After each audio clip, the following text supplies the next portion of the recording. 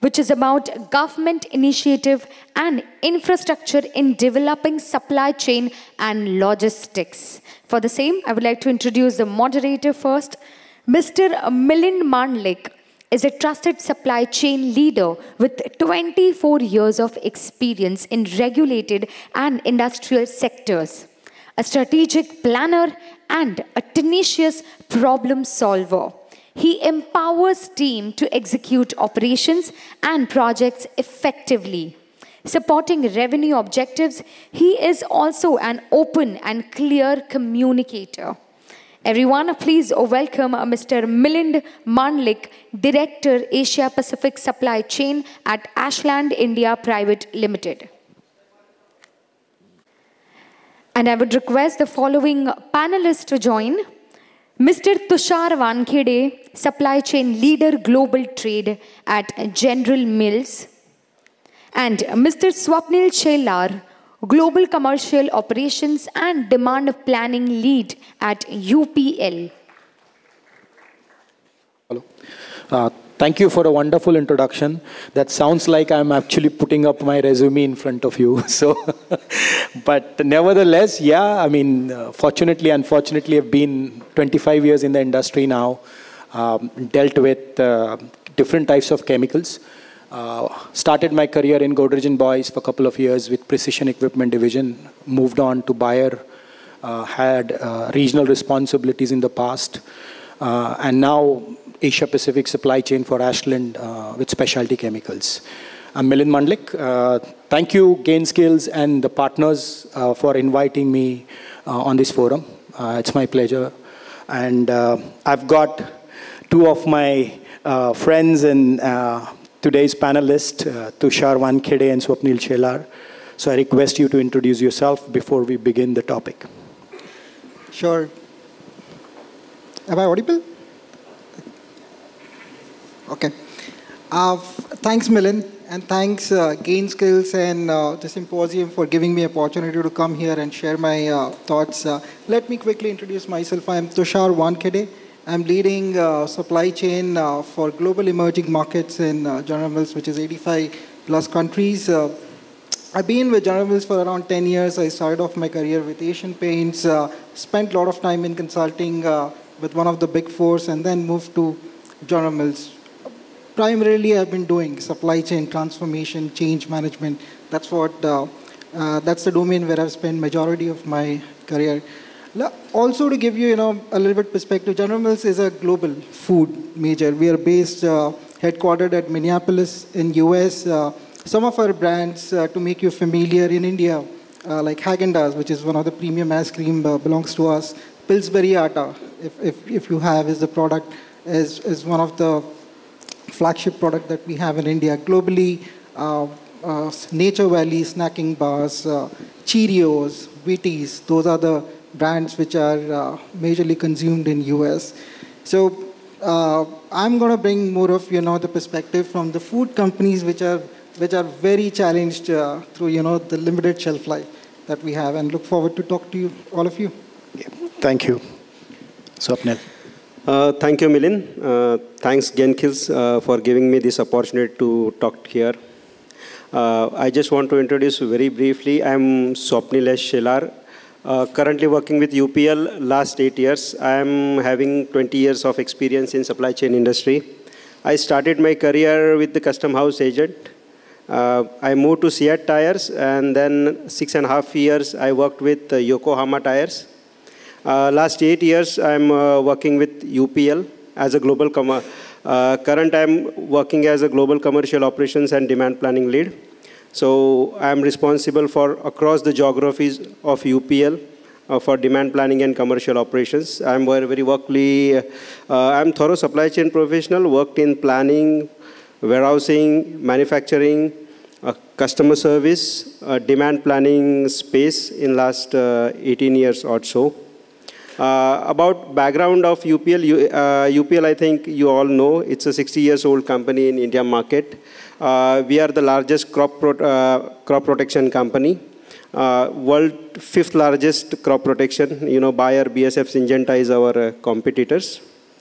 Currently, due to the China situation, crop protection market is under stress. But I think India, we have a huge growth of opportunity in crop protection business. And I think we have really good future in the crop protection. Various companies are really, gaining market share in this business. So I will give the industry perspective from the AgChem industry. So thank you. Look forward to communicate. What a wonderful note to begin with, Swapnil, because we're talking about India and crop protection, and farming is one of the biggest, industry as well in India, where you support. And today's, government initiatives and infrastructure to develop supply chain and logistics in India is a topic through National Logistics Policy, Unified Logistics Interface Platform, and PM Gati Shakti. So to begin with, maybe this question comes to you, Tushar. How has the National Logistics Policy contributed to the development of integrated logistic ecosystem in India? And thanks, Milind. I think it's obvious we do not have a great logistics infrastructure in India, and we need it. I mean, it's obvious. But if you look at, I don't know how many of you would have gone through the government draft on what the national logistics policy is. If you look at those goals, objectives, and what interventions we are driving, there is a specific strategic intent behind what really we want to transform.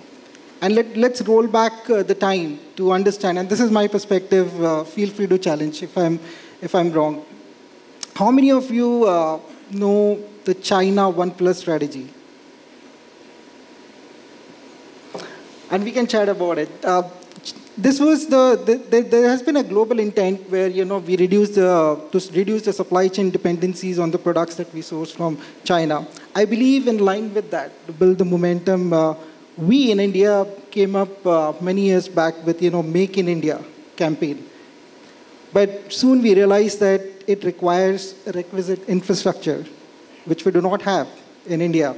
And one of the aspects of that infrastructure is the logistics, roads, railway networks, ports, everything that falls under logistic. So it became imperative to, it is imperative for us to build that right infrastructure where, we make, where we fulfill the vision of our Honorable Prime Minister to, make India a manufacturing hub. So that's where back in 2021, and I think Swapnil will talk about it more in detail. We came up with PM Gati Shakti, and soon we realized, which is more about creating the infrastructure. But again, we realized that just by having an infrastructure, it doesn't help. We need an ecosystem. We need a seamless, integrated network which will drive the efficiencies, and that's where NLP was born in 2022, September of 2022.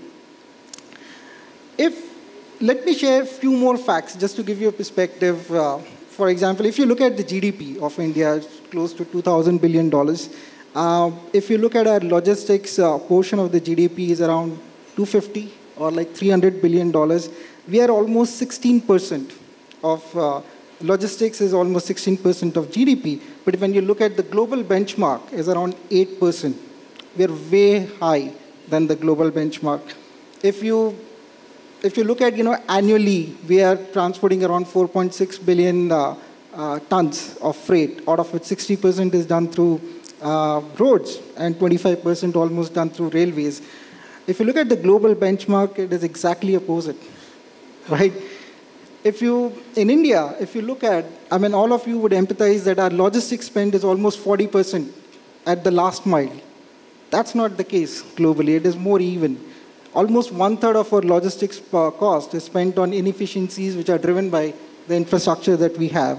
And that makes it more costly to transport a product in India. Overall, there are many more facts that I can share. But overall, when internationally, if you look at the logistics performance index, India was at 54th position a few years back. We recently, when the survey was conducted, we were around 34. But the vision is to become top 20 or 25 by 2030. And that's what NLP will help us achieve that. It's all about reducing the logistics cost. It's all about, making our infrastructure global so that we truly make India a manufacturing hub. Thank you, Tushar, for putting up your thoughts on NLP. My next question to you, Swapnil. In what ways the PM Gati Shakti enhanced multimodal connectivity for last mile logistics and transportation in India? It's a very important project. I think we all know in October 2021, our Honorable Prime Minister, Mr. Narendra Modi, announced our PM Gati Shakti. So PM Gati Shakti is in line with the national logistics policy of the India. I just want to give a backdrop. I think Tushar gave a really good numbers backdrop. Yes, our GDP's 13% cost is the logistics, which is other way around in the developed countries. And that's a remarkable improvement we need. And this government, I think, really take up this good stance. The spend is like 100 lakh crore in next couple of years. And I think we say this is the Amrut Kal, and 2047, we want to become a 30 trillion economy. How we will be a 30 trillion economy if logistics and in our infrastructure is not focused by the government? So I think if we see our current challenges, I don't know how many people here know how a truck drives in India versus truck drives in a day in US. A truck drives average in India is roughly around 365 kilometers, where if you see the European and US standards, a truck drives average 800 to 865 kilometers. So see, it's like more than 2x. So see the speed. All that, if we want to match those speed, we need a very strong infrastructure. And this government is really focusing on that. Another challenge is, out of that 13% GDP, our 60% spend is on transportation and warehousing. So transportation and warehousing eating 60% of the cost of entire logistics ecosystem. Another important part which I want to put on the number side, see what is the breakup of roads, railways and others. Currently, in India, we are highly dependent on the roads. So 65% our movement is going on the road, 26% on the rail, and 9% on the other. Which I think with Gati Shakti, our government is targeting from 26 to 45, where we'll bring down the logistics cost drastically. So how it will work? I think now I will come to the core subjects of Gati Shakti, how Gati Shakti will work. So in PM Gati Shakti Yojana, they are planning to, make multi-utility corridor. They are multi-utility freight corridor. They are focusing on the entire logistics and warehousing system. They are connecting the ports, planning to improve the road infrastructure, focus on the railways, and interlink entire ecosystem, which will change the India's manufacturing and infrastructural landscape. It will also help, to have the seamless connectivity in entire, ecosystem in India, which will gear up the speed of the system.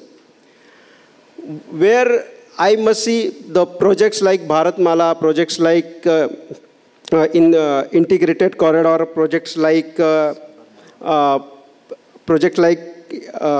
logistics integrated corridor. So where I see the growth is tremendous with the numbers which is currently serving by India. Where I can see we have a lot of opportunities for the private sector.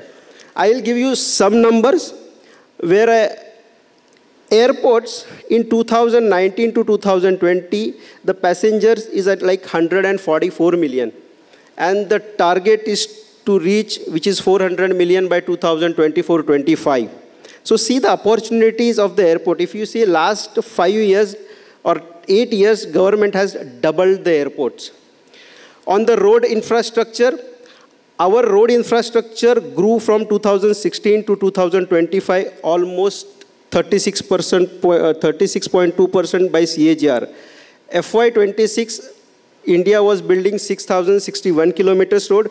Today in FY22 is roughly around 10,457 kilometers of the road annually built by the government.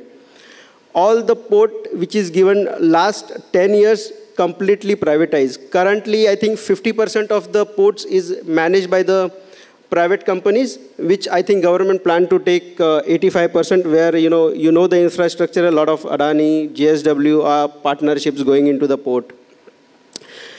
Logistics corridor, the spend of Indian logistics in 2021 was $250 billion, which government is anticipating to reach by 2025 around 380 billion. The kind of investment government is doing through PM Gati Shakti is huge. So this is about the infrastructural piece, where how we are growing and what is the opportunity for the Indian companies. On the last mile connectivity, we still have a challenge, because I am come from the agri company. The farmer, the distributor, though we have a dedicated freight corridors across the India, still the infrastructure still not reached to tier 3, tier 4 cities. That really need to look into it. I think with this PM Gati Shakti, government is working on it. Because if farmers produce the yield, to reach that yield from tier 3 or from the village to the taluka, it still have a bigger challenge which need to be solved through this Gati Shakti. Good part with Gati Shakti on the technological side, BISAG network, so there are 21 ministry which is involved in this Gati Shakti program. They are interconnected through the BISAG network. BISAG is nothing but the Bhaskaracharya Institute of Space and Geo-Informative System. So all the ministry data through the API will connect to the BISAG, and all the companies, all the logistic companies, all the manufacturers, all the traders will have a seamless one interface through the BISAG. What happened? Today, if I want to book truck from Orissa to Gujarat, I have to tie up with 4 different logistic providers. One is on the rail, another is on the truck. In this portal, we will see all the vendors. We can seamlessly connect the warehouses. We can seamlessly identify the opportunity. We can even see what are the freights, how it's going, and how I can efficiently move my cargo from one place to another place in India. So this is all about, I think, PM Gati Shakti, and I think we have a lot of scope going forward, and this is next 10 years will be the transforming journey for Indian logistic industry, and I'm very hopeful and positive on the Indian government. Thank you. Thank you, Swapnil. What a wonderful explanation. While I have 2 more questions for you, please, I will reach out to Tushar on my next question, which is again on NLP, that what specific measures government has taken to promote technology advancement in logistics sector, and followed by an example, of successful implementation of NLP improving supply chain efficiency and reducing cost. Because cost is something which always goes on our mind. Am I correct? And when we talk about cost, it's always a trade-off, whether to do, compromise on the services. So that's a question, to you on how we leverage both, and we have, the best of the both worlds. Thanks, Milind. And I can actually give an example of what in our organization we were trying to do, to become more competitive in India. And unfortunately, we had so many bottlenecks. But before that, thanks to Swapnil for giving us a very elaborate explanation of PM Gati Shakti. I think for us, if we have to comprehend, what Gati Shakti will do, what NLP is doing, Gati Shakti is creating the required infrastructure. A huge investment is done on the infrastructure. NLP brings a lot of digital interventions to, make it efficient as well as effective. In a very simple language, this is how I put it, how I understand what government is doing.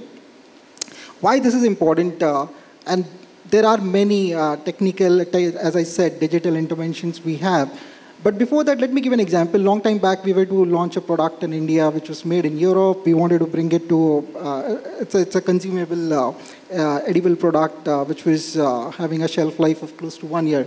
and the acceptable trade shelf life was around 6 months. And when we were bringing this product, we realized that with the manufacturing lead times and then the logistics lead times and then the time the container is at the port, which is 30 days, the product is absolutely of no use. And so I think those are the real challenges we all face, right, on exports and imports. So we definitely need a good infrastructure. Look at Singapore, which ranks first in LPI. In every container is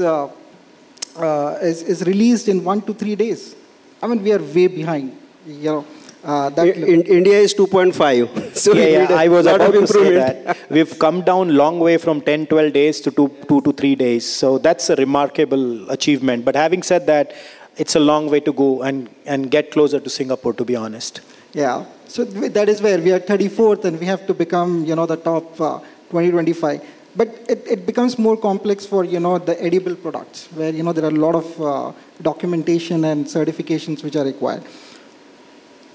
In order to, help companies, if long back we would have had NLP, how it would have helped us, there are 4 pillars of NLP, right? One is IDS, integration of digital systems. What it will do is every ministry has got a different system, and IDS will integrate all those systems so that we have one data lake where, all the information is transparent and visible to everyone, which is itself is a humongous task because government realized that, the data synchronization is very difficult because the way systems and master data is arranged is very different.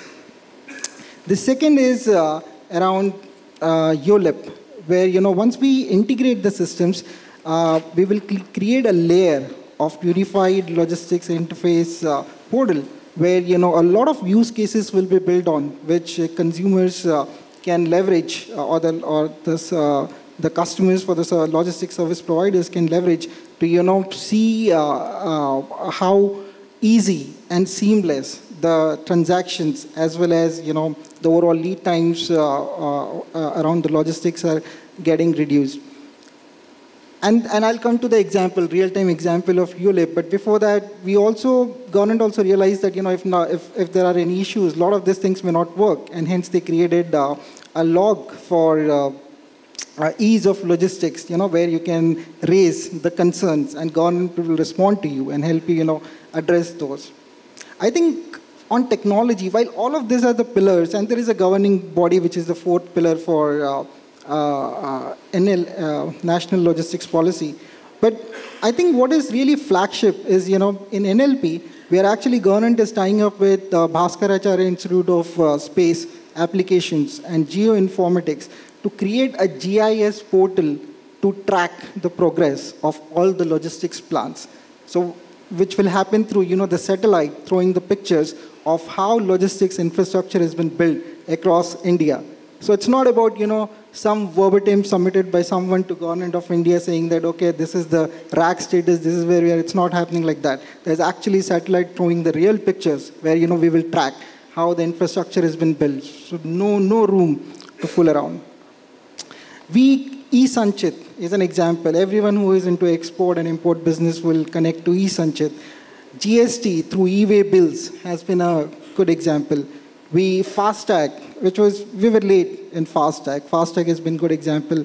Everyone who deals again in export and import with customs, ONDC is a good platform where, you have faceless evaluation of the customs. These are the technical digital interventions as well as examples of what government has done. And before I give it back to you, Milind, just one example which is remarkable. On ULIP, I don't know how many of you know, there was a hackathon which was done, for companies to participate and, create use cases. As of today, there are 600 industries which are registered with ULIP, out of which 104 are private players, and they have to sign an NDA. Private players have to sign an NDA to register. And almost 348 use cases were submitted, which came through, all those engagement programs. And as of today, 57 applications are live. I can give an example, Yes Bank with National Logistics Data Services Limited came up with an application which eases out your trade transactions. And we all know, how much time it takes for all those things. So and all of this has happened in, 18 years. And there are examples of, infrastructure that Swapnil mentioned. All of this has happened in 18 months since the launch of NLP. We still have 6.5 years to go, and I'm very confident that this is truly transformational. Before I also close the note, why I feel confident is because I stay at Andheri West. I witnessed the construction of, metro between Warsaw and Ghatkopar, and I can tell you this is definitely better than, what it will deliver. Yeah, I think we Indians, when it actually feels personally improved, we feel improved, right? Rather than the professional front. But in the interest of the time, we left with like 6 minutes. 2 questions to you, Swapnil. How can the government ensure equitable growth and inclusive in logistics sector through this initiative of PM Gati Shakti? And what role can technology play in furthering the objective of PM Gati Shakti and NLP? I think question number 2 already answered my friend Tushar very well with what is the digital transition or digital transformation will happen through Gati Shakti. Yes, it's a very critical role where government will have to play during, with private-public partnership in this Gati Shakti. Good part is they have engaged with all the 21 ministries, which is road, railways, ports, different dedicated pharmaceutical cluster, IT park. So they are integrating entire ecosystem through this digitized API platform, which is BISAG. And on BISAG, and I will give you the example. If a person wants to build a plant or take a land for the manufacturing site, few years back, he want to run pillar to post. He want to go to the environmental ministry. He will go to the local authorities. He will have to go to the different authorities to grant the permissions. And end of the day, even after doing so many things, he was not sure on the land which he's building that infrastructure, tomorrow any government authority come and challenged him on that land. So this is the pain point, I must say, of the infrastructure side or the, any newcomer who want to venture into the business. This Gati Shakti initiative, digitization will help with this BISAG network.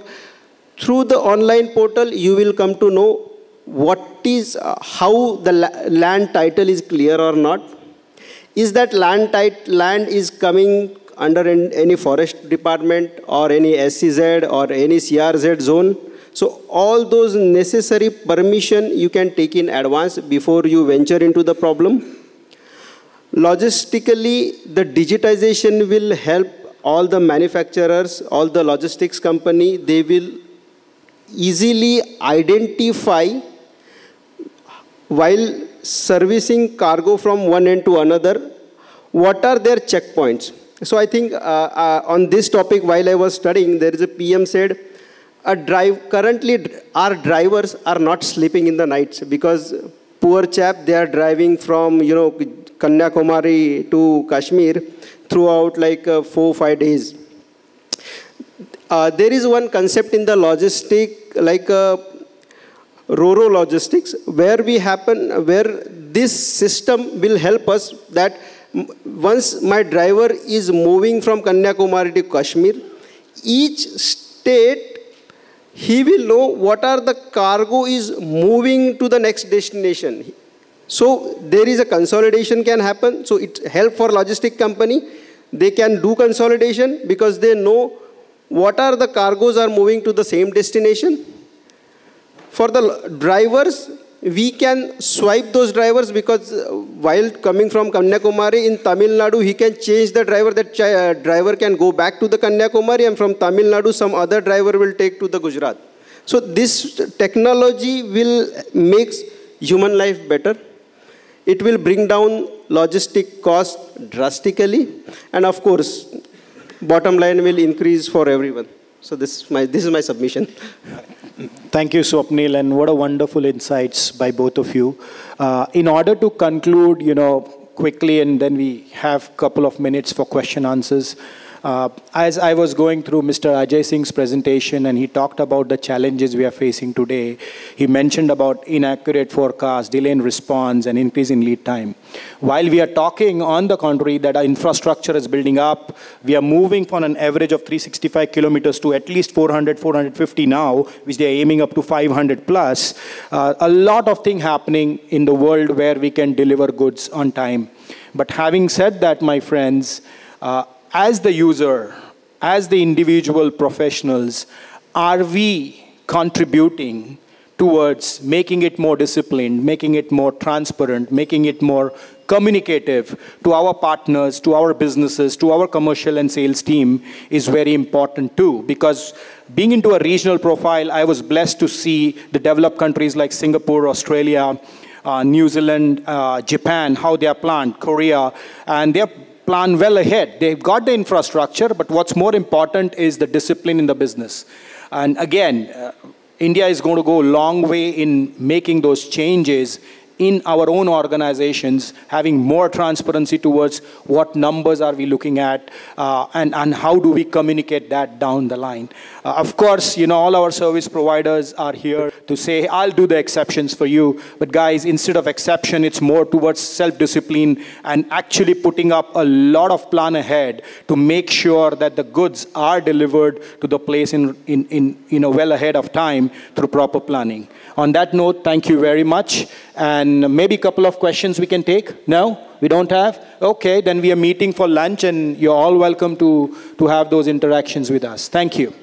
I would request you to kindly be on the stage. And now I would request Mr. Jai Shah, Head Solution Design at V-Trans, to join us on the stage and kindly felicitate the moderator and the panelists.